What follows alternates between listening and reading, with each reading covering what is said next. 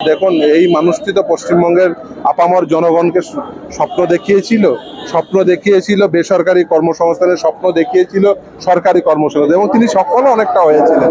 SSC বামফ্রন্ট আমলে তৈরি, সেই এসএসসিতে প্রতি বছর চাকরি হতো হাজার হাজার ছেলে মেয়ের, কিন্তু একজনেরও দুর্নীতির অভিযোগ ছিল না। কিন্তু এটা সত্য কথা, আজকে দাঁড়িয়ে দেখুন প্রায় প্রতিটি ক্ষেত্রে দুর্নীতির অভিযোগ, প্রতিটি ক্ষেত্রে এই জায়গাটা একটা প্রশাসনহীনতার অভিযোগ, অথচ এবং শুধু শুধু অভিযোগ নয়, সেটা সত্য প্রমাণিত হচ্ছে।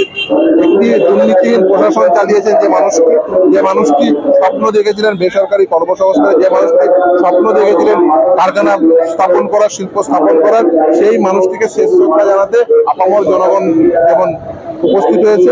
এবং যেহেতু আমি তার মতাবলম্বী একজন মানুষ, স্বাভাবিকভাবেই আমি তাকে শেষ শ্রদ্ধা জানাতে, এবং শুধু তাই নয়, আমি মনে করি আজকের দিন থেকে একটা নতুন করে শপথ নেওয়ার দিন, যে তিনি যে স্বপ্ন দেখেছিলেন এই স্বপ্নকে আমাদের সকলকে কাঁধে দায়িত্ব তুলে নিয়ে সেই স্বপ্নকে সফল করতে হবে।